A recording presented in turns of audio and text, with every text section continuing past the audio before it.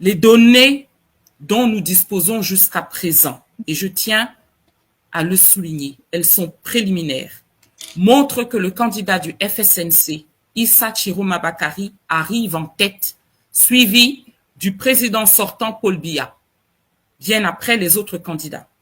Nous continuons à vérifier et à mettre à jour ces chiffres quotidiennement, au fur et à mesure que nous recevons de nouvelles données des observateurs et des citoyens.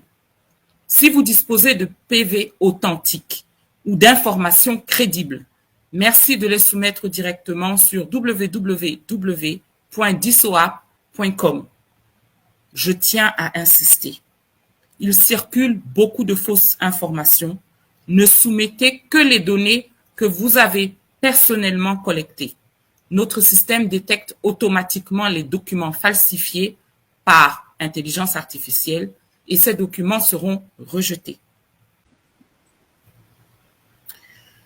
Au cours de ce processus, nous avons aussi subi des pressions politiques. Le ministre de l'administration territoriale, Paul Atanganji, a tenu des propos menaçants, nous accusant de vouloir publier de faux résultats. Soyons clairs, c'est une grande déformation de la réalité et une manœuvre d'intimidation, laquelle vise à restreindre encore plus qu'il ne l'est déjà l'espace civique. Diso n'a jamais eu pour objectif de proclamer des résultats. Nous ne sommes pas un acteur politique, nous ne sommes pas ELECAM. Nous sommes des citoyens exerçant notre droit constitutionnel d'observer, de documenter et de protéger la vérité. Plutôt que de répondre par la confrontation, nous avons choisi de rester concentrés, en veillant à ce que chaque information traitée respecte les plus hauts standards de vérification.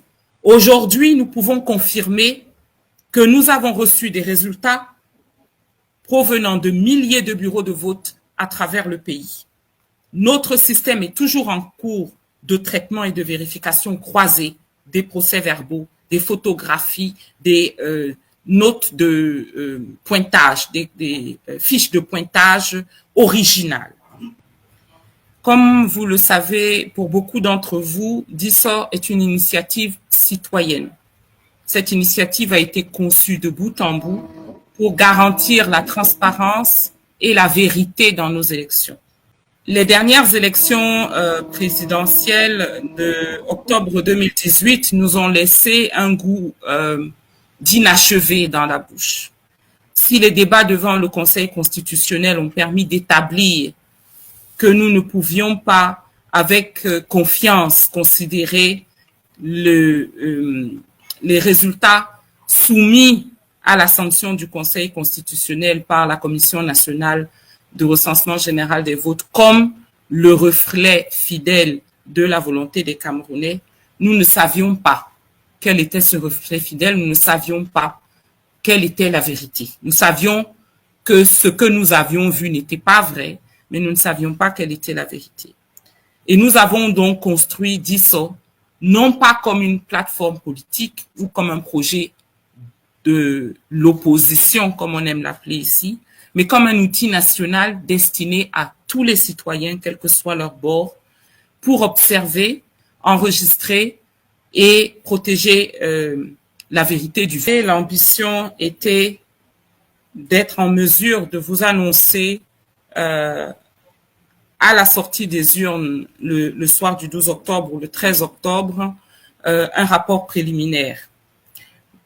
Malheureusement, nous avons été confrontés à un certain nombre de défis. Notre priorité a toujours été l'intégrité, ça n'a jamais été la rapidité. Nous aurions pu publier des chiffres plus rapidement, mais cela aurait pu induire notre grande et belle nation en erreur.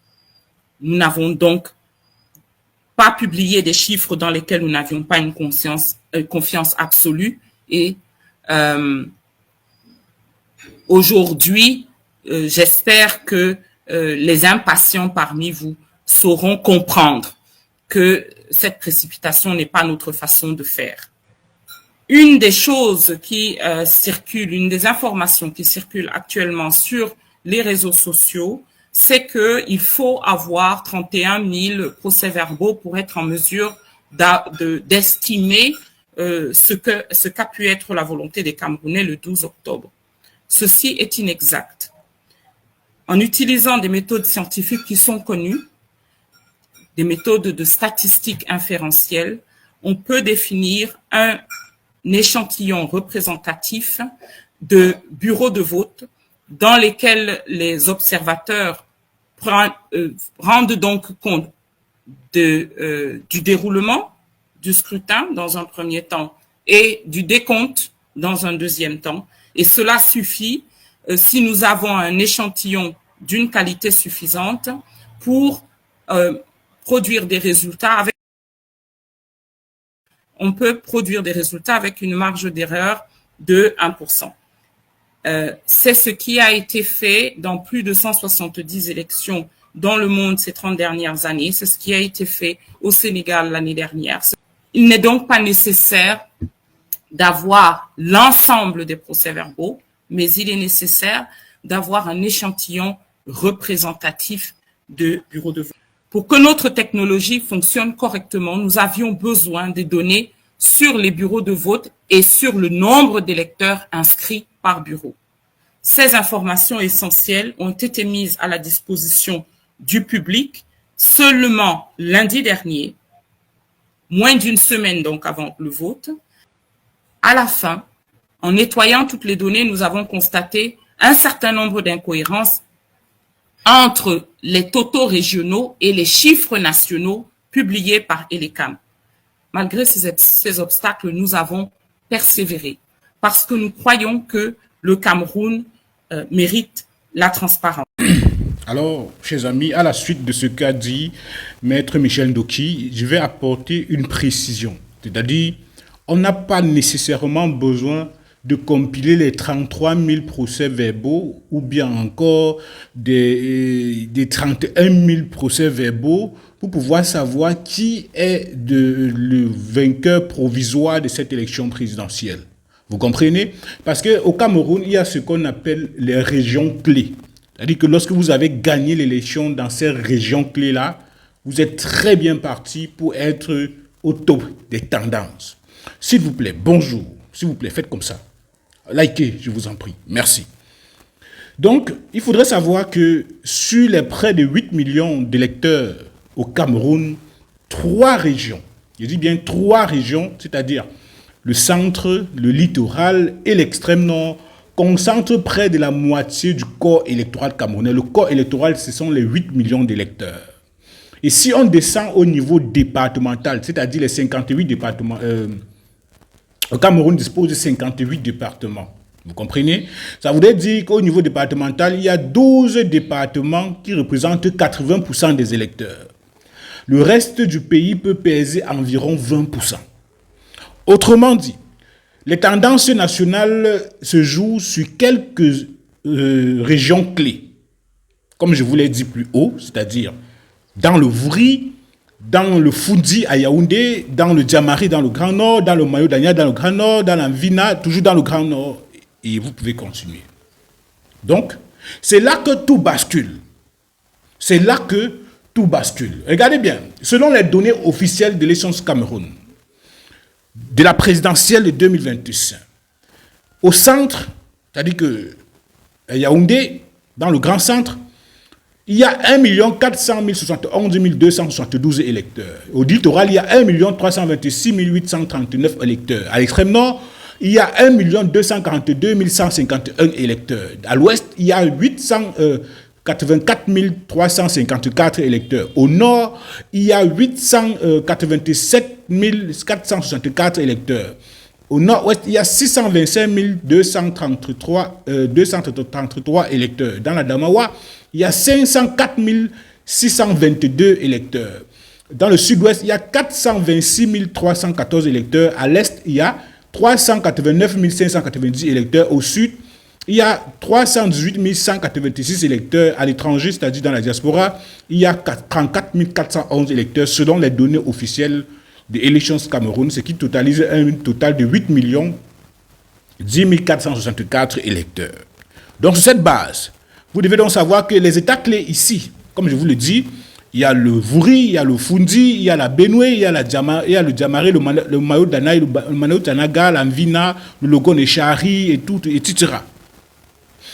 Et ces régions clés, ces départements clés, le FSNC se revendique d'avoir gagné l'élection là-bas.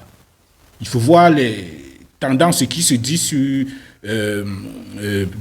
qui se dit dans ce parti politique, avec les tendances qui sont publiées sur les réseaux sociaux. Et donc, parmi les 18 départements clés, c'est-à-dire parmi les 58 que compte le Cameroun, qui font à eux seuls 80% du poids électoral, c'est-à-dire les 18 départements, il y a le Vouri dans le littoral, le Fundi dans le centre, la Benue dans le nord, le Djamare dans l'extrême nord, et le Mano Danaï dans l'extrême nord, le Mayo Tanaga dans l'extrême nord, l'Anvina dans la Damawa, le Logon et Chari dans l'extrême nord, le Mungo dans le littoral, le Noun à l'ouest, le Mayo Luti dans le nord, le Mayo Kani à l'extrême nord, le Mayo Sava dans l'extrême nord, la Ménois à l'ouest et la Mifi à l'ouest, le Mayo Ré dans le nord, Loum et le Ndjerem dans l'est et la Lecce au centre. Et donc, selon une analyse mathématique, vous comprenez, en se servant des données partielles des bureaux de vote partagés, on peut les intégrer dans un modèle simple. C'est-à-dire, même si on considère que le président Paul Biya a 100% dans tout le sud, et qu'il y a deux candidats, c'est-à-dire ceux qui a peut-être deux candidats derrière lui. Le modèle montre qu'il n'existe aucun scénario où Paul Biya gagne, même avec une marge d'erreur de 10%. On prend un exemple simple. Vous comprenez? On n'a pas besoin de 31 000 procès-verbaux pour obtenir un résultat prédictif fiable. Un échantillon bien construit suffit avec une marge d'erreur de 5 à 10%. C'est-à-dire, si au Cameroun, on a toujours l'habitude de dire que le Grand Nord, c'est-à-dire l'extrême nord, la Damawa et le nord, concentrent tout l'électorat, la majorité, c'est-à-dire 35% de l'électorat camerounais. Ça veut dire l'extrême nord, 1 200 000, vous pouvez faire le comptage, le nord, 787 000, vous pouvez faire le comptage, et la Damawa, 500 000. Vous voyez, plus de 2 millions. Alors, selon les tendances, donc, le candidat du FSNC serait donc vainqueur dans le Grand Nord, c'est-à-dire dans les 3 régions du Grand Nord, serait vainqueur. On parle bien au conditionnel dans le Grand Nord, selon les tendances. Et c'est la raison pour laquelle vous avez vu également les échauffourées dans certaines parties de cette localité, notamment à Kousséri, où les populations ont exigé que le respect des urnes soit publié et qu'ils ont arrêté quelqu'un qui avouait avoir récupéré 33 millions de francs CFA pour faire gagner, n'est-ce pas, un parti politique dans cette partie du pays. Et avec ces quelques extraits, c'est-à-dire quelques données mathématiques que je viens de vous donner, pour rejoindre ce que Maître Michel Ndoki, il faudrait simplement que le résultat, n'est-ce pas, des Camerounais, ou bien c'est-à-dire la vérité des urnes soit respectée. Parce qu'à ce moment, au Cameroun, nous sommes sur des braises chaudes. Nous sommes sur un fil qui est en train de se couper. Il faudrait simplement un peu bouger pour qu'elle puisse se lâcher. Et j'espère, et nous espérons, que les responsables en charge d'organiser les élections sont en train de voir ce qui est en train de se murmurer et qu'au final, ils ne diront que le résultat, ils ne diront que le droit, ils ne respecteront que la loi. Parce que pendant plusieurs années, ce parti au pouvoir a passé le temps à saper l'opposition, à concentrer leur énergie à détruire l'opposition. Ils n'étaient pas véritablement sur le terrain pour demander aux Camerounais d'aller s'inscrire sur les listes électorales, certainement parce qu'ils savaient déjà les manœuvres qui étaient en cours. Mais en 2025, le peuple camerounais a dit stop. En 2025, s'il y a eu tripatouillage dans les autres élections 2018, 2011, 2004, 2008, 1992, tout ce que vous voulez, si il y a eu des tripatouillages à ces élections-là, et que c'est passé comme une lettre à la poste, 2025, le peuple camerounais, dans son immense majorité, dit qu'il ne tolérera pas des fraudes. Ceux qui fraudent vont regarder cette vidéo. Lorsque vous le faites, vous savez que le peuple camerounais peut réagir. Vous ne pouvez pas dire, vous ne pouvez pas fouetter le peuple, vous ne pouvez pas leur arracher leur victoire et les empêcher de pleurer. Sachez que cette fois-ci, le peuple camerounais ne pourra pas s'empêcher de pleurer. Et lorsque quelqu'un pleure parce qu'il est en colère, parce qu'on a arraché quelque chose, il a la légitimité de se défendre. Parce que le peuple est légitime. Nous ne demandons pas aux Camerounais de descendre dans la rue, mais nous demandons aux Camerounais de ne pas accepter qu'on leur vole leur victoire. C'est tout. Parce que l'Elections Cameroun est l'organe en charge d'organiser les élections. Ils ont le droit et l'obligation de respecter la loi. S'ils ne respectent pas la loi et ils tripatouillent les élections, ils se mettent en danger. Et ils se disent peut-être que, quels que soient les cas, ils passeront par la force. Mais j'aimerais juste leur rappeler que l'histoire les jugera. Lorsque les gens qui leur poussent à faire ça ne seront plus là, quelle que soit l'année, ils répondront de leurs actes. Et c'est de ça qu'il est question. Donc, s'il vous plaît, faites uniquement votre travail, appréciez le travail des Camerounais, uniquement le travail des Camerounais, parce que nous voulons tous un pays de paix, un pays de tranquillité, un pays de sérénité. Chers Camerounais, restons calmes, restons posés. Ne faites rien. Attendons tranquillement le résultat des urnes. C'est de ça qu'il est question. S'il vous plaît, on like la vidéo, je vous en prie. Merci pour votre soutien. À très bientôt.